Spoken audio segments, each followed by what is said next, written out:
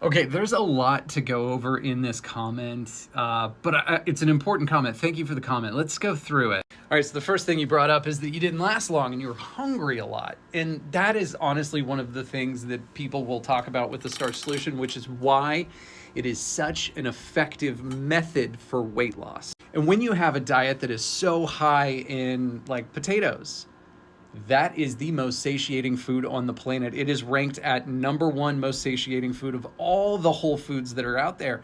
Yet it's not nearly as high in calories as a lot of people think that they are, especially once you start preparing the potatoes without oil, which is really the thing that makes potatoes so calorie dense, the way that people make them.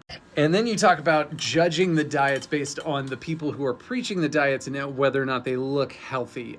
Listen, I understand where you're coming from, but that is a slippery slope and it is not a very good qualifying metric. Like, there is no shortage of people who have like a wonderful physique. Like, it is raining abs under their shirt and they've got like defined arms and shoulders and pecs and they look like they are in the greatest health of their life.